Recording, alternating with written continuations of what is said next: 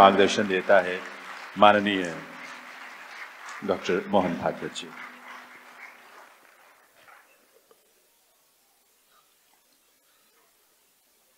परम श्रद्धेय गीता मनीषी ज्ञानानंद जी महाराज, परम श्रद्धेय अवधेशानंद जी महाराज, परम श्रद्धेय परमात्मानंद जी महाराज, मंच पर उपस्थित सभी मान्यवर, उपस्थित सज्जन, माता भगिनी,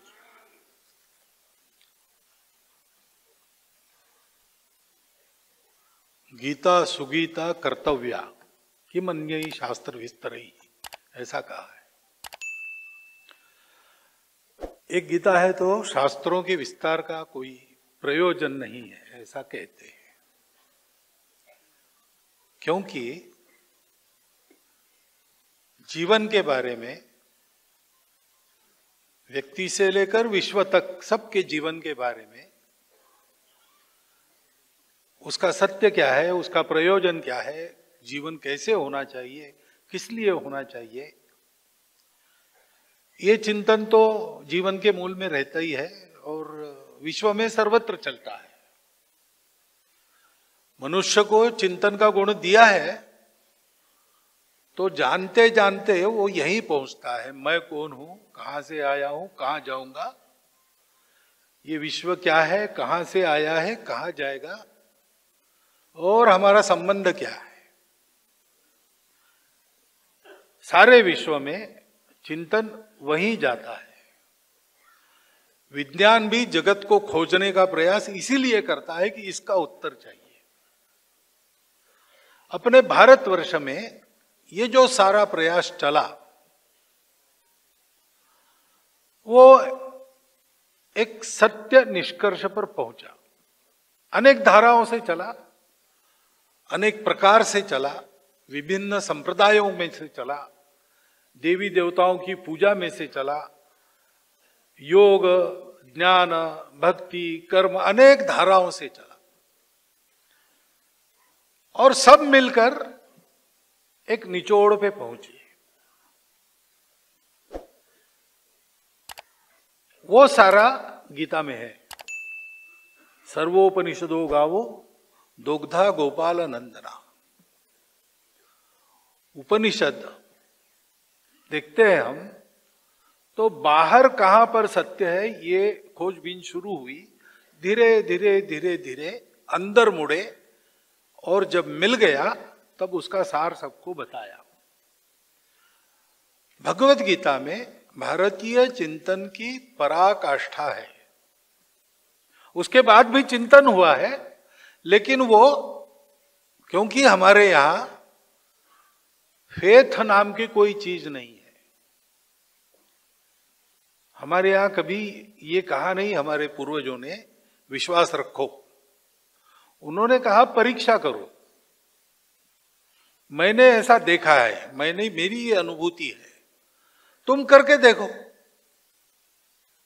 श्रद्धापूर्वक करोगे तो तुम्हें भी वो अनुभूति मिलेगी। लेकिन बिना परीक्षा के विश्वास हमारे चिंतन में नहीं है। और इसलिए ये चिंतन की पराकाष्ठा होने के बाद भी, सत्य तक पहुंच जाने के बाद भी बार बार हर पीढ़ी में ये विचार चला, पुराने लोगों का कहना, उसकी भी परीक्षा हुई, नए रास्ते भी खोजे गए और ये प्रक्रिया हमारे यहां सतत चलती है, चलती रहेगी। सत्य की निरंतर खोज का नाम हिंदुत्व है, ऐसा गांधी जी कहते थे। लेकिन इस निरंतर खोज का जो लक्ष्य है उस तक पहुंचकर और उस तक पहुंचने के कारण उसके पहले हुए चिंतन का और उसके बाद में हुए और होने वाले चिंतन का सारांश भगवत गीता है। और वो चिंतन जीवन संबंधी होने के कारण भगवत गीता ये जीवन का धर्म है, यानी उसको जीना ही है। जब भगवत गीता हम पढ़ते तो भगवत गीता का संदर्भ धर्म क्षेत्रे कुरुक्षेत्रे समवेता युयुत्सवा, युद्ध की इच्छा से धर्म क्षेत्र कुरुक्षेत्र पर पांडव और कौरव एकत्रित आए और पांडवों की ओर से मैं युद्ध करूंगा ऐसा सोचने वाला अर्जुन दोनों के बीच आ गया। ये हमारे आपके जीवन की हमारी स्थिति है, हमेशा ऐसी रहती है। व्यक्तिगत जीवन हो, राष्ट्रीय जीवन हो, मनुष्यता, जागतिक मनुष्यता का जीवन हो, कभी ऐसा हुआ नहीं कि दुष्ट लोग नहीं थे और कभी ऐसा हुआ नहीं कि सज्जन लोग नहीं थे।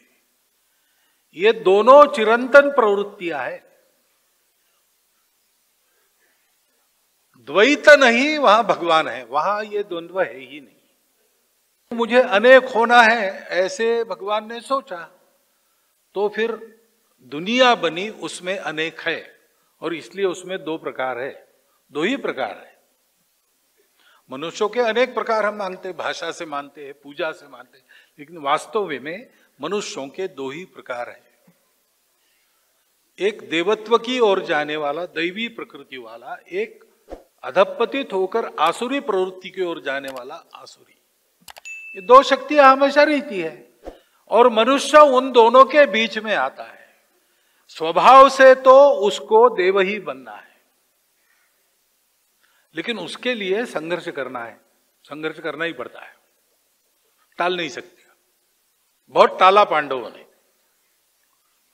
युधिष्ठिर, उनकी सत्प्रवृत्ति इतनी प्रचंड थी कि हर बात को उन्होंने नियम से जिया और सदा दूसरों के प्रति उदार रहे। तो बंधुओं में झगड़ा नहीं, ये भी धर्म है। भाइयों ने आपस में झगड़ा नहीं करना चाहिए। तुमको मिला, मुझको मिला, ये भाइयों के विचार का विषय नहीं हो सकता। भाई को मिला यानी मुझे ही मिला। और इस बुद्धि से युधिष्ठिर ने हर बार छोड़ दिया, हर बार छोड़ दिया, हर बार छोड़ दिया। भगवान कृष्ण जब से साथ हुए उनके, तब से भगवान कृष्ण ने शायद एक दूसरे धर्म का विचार किया होगा। उन्होंने तुरंत उनको युद्ध करने को कहा नहीं। उन्होंने बहुत सलाह वगैरह बहुत बार दी, लेकिन कभी भी युधिष्ठिर के मन के विरुद्ध वो गए नहीं। जब सारा होने के बाद युधिष्ठिर को ध्यान में आया कि अब युद्ध करना पड़ेगा, तो फिर विचार हुआ। उसमें युधिष्ठिर ने भगवान के वचन का आश्रय लिया कि हम तो भगवान कृष्ण कहेंगे वही करने वाले हैं, वही हमारे सब कुछ है। और फिर उनको शिष्टाई के लिए भेजा। प्रसंग है महाभारत में। तो टलता नहीं है। स्वामी चिन्मयानंद जी कहते थे, गीता पर प्रवचन करते समय, अंग्रेजी में प्रवचन होते थे, वो कहते थे, solution of the problem is not on the right of the problem, is not on the left of the problem, it is through the problem. यानी समस्या जो भी है उसका हेड ऑन मुकाबला करो, भागो नहीं। ये गीता की पहली सीख है। भागना मना है, क्योंकि धर्म क्षेत्रे कुरुक्षेत्रे समवेता युयुत्सवा, ये विश्व की नित्य स्थिति है और हम उसके बीच में है। अब हमको लड़ना ही पड़ेगा। दोनों तरफ लोग दिखते ही है, दोनों तरफ से अपने अपने पक्ष का समर्थन होता है, तर्क दिए जाते हैं। मनुष्य तर्क का निर्णय कैसे करता है? अपने रुचि के अनुसार करता है। इसको भगवान भी नहीं बदलते। बदल सकते हैं लेकिन बदलते नहीं। भगवान ने स्वातंत्र्य दिया है, सब कुछ वही करते हैं, वही चलाते ही है, लेकिन उस मर्यादा में उन्होंने मनुष्य को विचार दिया है और विचार के अनुसार निर्णय का स्वातंत्र्य दिया है। और इसलिए अर्जुन को मोह हुआ है कि मेरे ही तो अपने लोग हैं। चलो दुर्योधन दुष्ट है, दुशासन दुष्ट है, शकुनी दुष्ट है, लेकिन भीष्म है भाई, हमारे दादा है। हमको शुद्ध प्रेम उन्होंने दिया है, हमारे हितैषी भी है, उधर रहकर भी हमारे मामा है शल्य। हमारे गुरु है द्रोण, इनको मार के हम कैसे राज्य लेंगे? अब तर्क है, दोनों तरफ तर्क है, इसमें भी तर्क है, वास्तविकता है। और युद्ध के परिणाम कभी अच्छे होते हैं क्या? नहीं होते। धर्म के लिए भी युद्ध किया जाए, संहार तो होता ही है। महाभारत का युद्ध होने के बाद एक तो अपना प्राचीन ज्ञान था उसका पूर्ण लोप हो गया। विशेषकर ये शस्त्रास्त्र विद्या जानने वाले जितने जानकार लोग थे, सब के सब उस युद्ध में मारे गए। एक कथाकार तो ऐसा कहते हुए मैंने उनको सुना है कि कृष्ण की योजना ही थी कि कलयुग में मनुष्य की बुद्धि भ्रष्ट होगी, उसके हाथ ये ज्ञान नहीं लगना चाहिए, इसलिए सबको उन्होंने मरवाया। भगवान ने कहा मैंने पहले ही योजना करके रखी है, तू निमित्त मात्र हो। तो योजना का एक अंग ये भी रहा होगा, पता नहीं, लेकिन ऐसा उन्होंने किया है। और इस युद्ध में खड़ा है तो अर्जुन ऐसा विचार कर रहा है, कह रहा है युद्ध के परिणाम भयंकर होते, कुल धर्म उच्छेद हो जाते हैं, संकर होता है, ऐसा सब सही बातें हैं, इसमें कोई गलत बात नहीं है। इस युक्तिवाद में बहुत दम है, इसीलिए हम लोग आजकल की भाषा में कंफ्यूज हो जाते हैं, क्या करना, इधर जाना कि उधर जाना। इधर भी कुछ बातें हैं लेकिन उधर भी कुछ बातें हैं, तो निर्णय कैसे करना?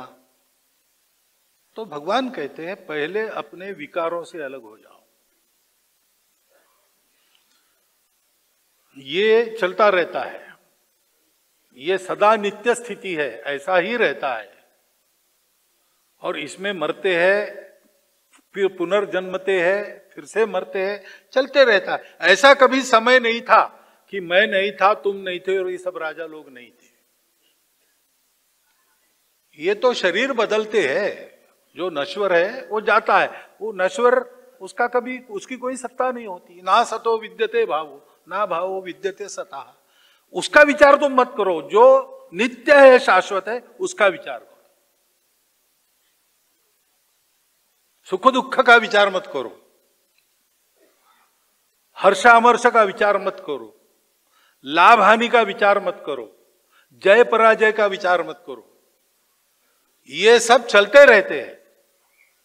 तुम विचार करो तुम्हारा कर्तव्य क्या है, तुम्हारा धर्म क्या है। और इसलिए वो धर्म तुमको जानना है तो पहले अपने विकारों से अलग होना पड़ेगा, विषयों से अलग होना पड़ेगा। युद्ध करना है निर्विकार होकर करो। आगे कहा युद्ध स्व विगत ज्वरा, ज्वर नहीं आना चाहिए। युद्ध तो करना चाहिए, युद्ध का ज्वर नहीं आना चाहिए। युद्ध करते तब जोश आता है ना, उस समय आता ही है, लेकिन युद्ध चला जाने के बाद भी जोश रहता है। अभी भी आपको जय श्री राम जोर से कहने में आनंद आता है। आंदोलन तो हो गया, कितने साल हो गए, लेकिन नारे अभी भी लगते हैं। जिन्होंने देखा नहीं उस आंदोलन को वो भी नारे देते हैं। तो ये लिप्त नहीं होना, कर्म करो, उसमें रमो मत। संत थे गाड़गे बाबा विदर्भ में, वो समाज में बहुत अच्छा आचरण का उपदेश देते हैं। बहुत यानी वैराग्य का धगधगता एकदम अग्निकुंड, ऐसा उनका व्यक्तित्व था। और वो बड़े बड़े कार्यक्रम करते थे, भंडारा लगवाते थे, सारी तैयारी स्वयं हाथ में झाड़ू लेकर सारी सफाई करते थे। बहुत लोग श्रद्धा से 10-10 हजार लोग आते थे। सारी तैयारी होने के बाद भंडारा शुरू होते ही वो गायब हो जाते थे और वहां रहते नहीं थे। वो किसी दूर के गांव में जाके वहां पर उत्सव और भंडारे की तैयारी में लग जाते। तो करो लेकिन उसमें रमो मत। और ये तब तुम कर सकोगे जब तुम अपने शरीर के विकारों से अलग होके करोगे। नित्य उसी में रमोगे तो ध्यायतो विषयान पुंस संगस्ते शुभ जायते संगात संजायते कामः। इच्छा होती है, फिर रम गए तो लगता है कि बड़ा मजा आ रहा है, संघ ने सरसंघ चालक बनाया, कर्तव्य है, लेकिन रम गए तो लगता है अच्छा है, हर जगह बुलाते, भाषण करवाते, फोटो वोटो छपता है, न्यूज आती है, देखने को मन करता है, मनुष्य है। इसमें रम गए तो इधर जाते हैं, संग हो जाता है। और फिर एक भाषण हुआ और उसकी कोई न्यूज नहीं छपी तो ना, क्या आजकल मीडिया हो रहा है, फालतू की बातें छापता है, महत्वपूर्ण बातें छापता ही नहीं। संजात संजायते कामः, काम पूर्ण नहीं हुआ, कामात क्रोधो भी जायते, और क्रोध के कारण बुद्धि मोहित होती है, उसके कारण हम कौन है इसको हम भूल जाते हैं। सरसंघ चालक तुम पहले नहीं थे, नहीं भी रहोगे आगे, ये भी हो सकता है, ये कोई परमानेंट पद नहीं है। तुम स्वयंसेवक हो, तुम्हारा स्वरूप वो है, वो याद रहना चाहिए, वो भूल जाते हैं। और बुद्धिनाश हो जाता है, बुद्धिनाश जिसका होता है उसका नाश होता है। इसलिए दो टूक बता दिया भगवान ने कि तुम ये चिंता मत करो, फालतू तत्वज्ञान मत बताओ, ये होगा वो होगा। तुम जानते हो कि कोई मरता नहीं, कोई मारता नहीं, जो शाश्वत है वो कभी नष्ट नहीं होता, और जो नष्ट होता है उसकी कभी सत्ता नहीं है, वो सदैव परिवर्तनशील है। और तुम क्या रोकोगे इसको? तुम न स्वयं कुछ करना रोक सकते हो, तुम्हारा स्वभाव है। तुम कितने दिन अपमान सहन करोगे? एक दिन तुम हाथ में शस्त्र लोगे, और तुम कह रहे हो तो कि मैं नहीं करूंगा नहीं करूंगा, ये क्या बात है? जीवन धारणा के लिए कर्तव्य करना ही पड़ता है। धर्म का अर्थ कर्तव्य महाराज जी ने बताया, बिल्कुल ठीक बात। धर्म धारणा करता है, सारे विश्व को चलाता है। तो व्यक्तिगत जीवन में एक समस्या उत्पन्न है, उसका भी उत्तर है। और ये जो युद्ध अर्जुन को करना है, वो जैसा बचकानी बुद्धि में लोग बताते कि दो भाइयों का स्टेट का झगड़ा था, ऐसा नहीं है। ये केवल कौरव पांडवों का युद्ध हुआ, ऐसा नहीं है। चीन से, गांधार से लेकर तो श्रीलंका तक के राजा वहां इकट्ठा आए थे कि सब तर्क हो गए, सब युक्तिवाद हो गए, धर्म का निर्णय करना है। धर्म पांडवों के पास है कि कौरवों के पास है, निर्णय हो नहीं रहा है। अब एक ही उपाय है, जिस बात का निर्णय किसी बात से नहीं होता, उस बात का निर्णय शक्ति करती है। जिसकी लाठी उसकी भैंस, ये अंततोगत्वा हो ही जाता है। इसलिए सज्जन लोगों को भी वो इस नियम से नहीं चलते और नहीं चलना चाहिए, लेकिन उनके पास लाठी जरूर होनी चाहिए।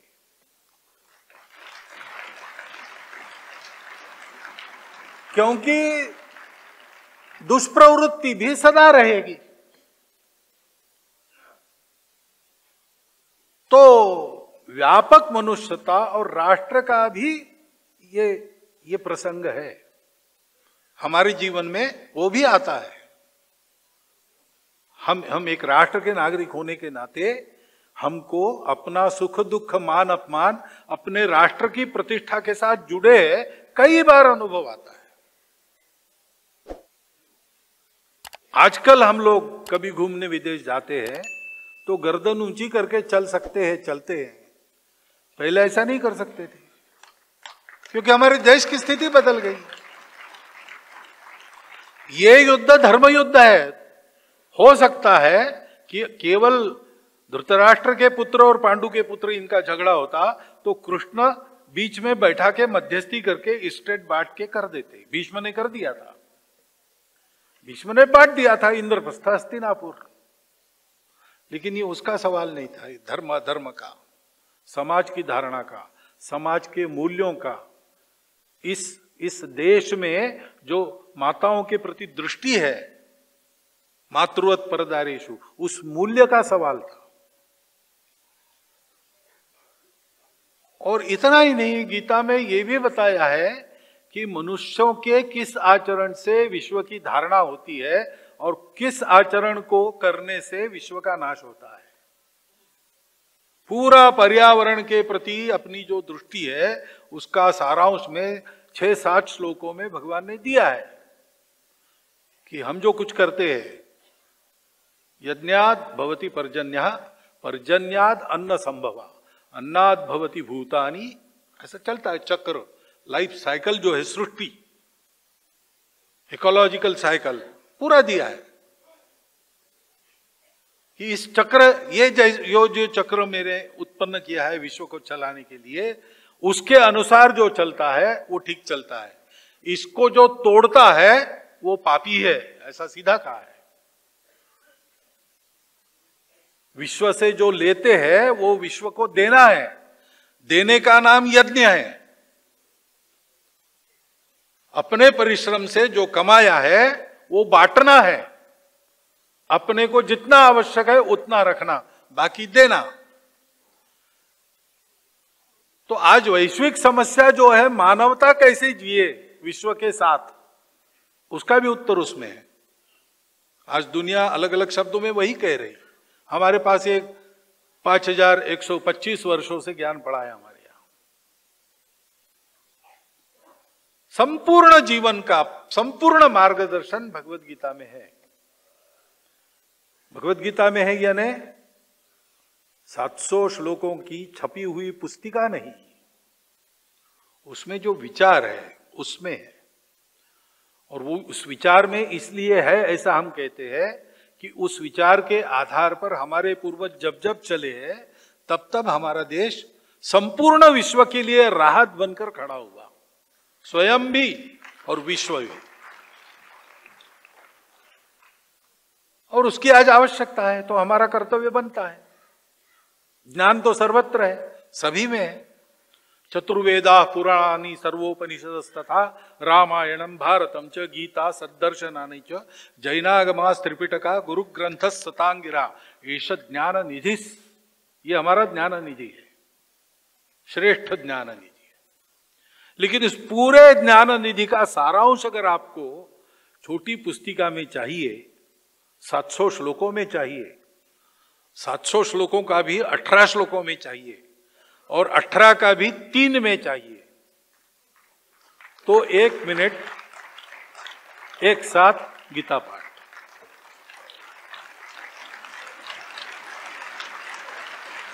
जो 3 श्लोक चुने गए हैं वो 3 श्लोक वास्तव में सारांश है। पहले सिचुएशन बताई है, क्या पहला? धर्म क्षेत्र कुरुक्षेत्र। ये हमारी सदा स्थिति है। आप ये मत मानिए कि उस समय अर्जुन की स्थिति ऐसी थी। हम सब जब मनुष्य जन्म लेते हैं तो अर्जुन की ही भूमिका में रहते हैं। याद करो अपने जीवन को, बीते हुए और आज की, नित्य प्रति ये आता है और हम मोहित हो सकते हैं। और फिर दूसरा बताए, एक ध्यान में रखना, अनन्याश्चिंतयो मान यो माम पर्युपासते तेषाम निष्ठ्याभुयुक्तानाम योगक्षेमम वहाम्यहम्। बहुत रास्ते हैं। पहला ज्ञान का बताया है कि भाई सब कुछ ये मेरा निर्माण किया हुआ है और प्रकृति का खेल यानी त्रिगुणमयी प्रकृति गुणों से ही अपने गुणों में बरतती है, उसका कोई मतलब नहीं है, शाश्वत मैं हूं ऐसा तुम लेकिन ये ज्ञानियों का काम है, संतों का काम है। सामान्य मनुष्य क्या करेगा? तो उसके लिए पर्याय दिया है, भाई तुम्हारे लिए वो नहीं है, तुम कर्म करो, कर्म में से सीखते चलो। सीखने के लिए निस्संग होकर कर्म करो, सुख दुखों में समबुद्धि रहो, सबको समदृष्टि से देखो, कुशलता पूर्वक करो, उत्कृष्ट करो और मेरा सदा स्मरण रखो। स्मरण कैसे रखे? कर्म करने जाएंगे, आपको कैसे स्मरण करेंगे? वो उधर ही ध्यान रहेगा। नारद जी को बताया था भगवान ने, वो कहे कि एक मेरे से कोई श्रेष्ठ भक्त नहीं, तो बोले एक है। बोले क्या है? तो एक बार जाके आओ, देख के आओ। गए तो वो कुम्हार थे, गोरा कुम्हार महाराष्ट्र में कहते थे। वो अपने मटके बनाते थे, दिन भर बहुत काम, मेहनत का काम होता है, सब करते थे। रात को सोने के पहले 3 बार भगवान का नाम लेते थे। नारद जी आए, कहा भगवान को कि क्या है महाराज? 3 बार केवल लेता है, सारा है, घर गृहस्थी सब कुछ है, कोई जंजाल से बाहर नहीं है, और 3 बार केवल नाम लेता है। अब मेरा तो नित्य, मेरा रोम रोम आपका नाम ले रहा है। तो भगवान ने कहा अच्छा ठीक है, मैं बताता हूं उसका उत्तर, थोड़ा सोचना पड़ेगा। तुम ऐसा करो, एक पृथ्वी प्रदक्षिणा करके आओ, लेकिन एक तेल का लोटा लेके जाओ, पूरा लबालब भरा हुआ, और वो साथ में घुमा के लाओ, लेकिन देखना एक बूंद भी गिरनी नहीं चाहिए। ठीक है, गए पृथ्वी प्रदक्षिणा करके आए। बोला हो गई? हाँ, लोटा बिल्कुल देखिए लबालब भरा है। बहुत अच्छा, तो मेरा नाम स्मरण तो किया ही होगा। तो महाराज हमेशा करता हूं, लेकिन अब ये तेल की बूंद भी नहीं गिरनी चाहिए, आपकी आज्ञा थी। तो बोले ये तुमको मैंने नियत कर्म दिया था, उनको जो नियत कर्म दिया था वो पूरा करके भी रात को वो 3 बार मेरा नाम लेता था। कौन श्रेष्ठ है बताओ? ये कर्मयोग है। करो, मेरा ध्यान रखो।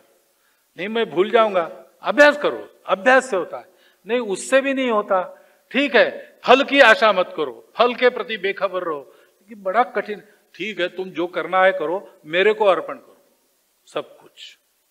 सतत मेरा नाम लेने का प्रयास करो, काम करो।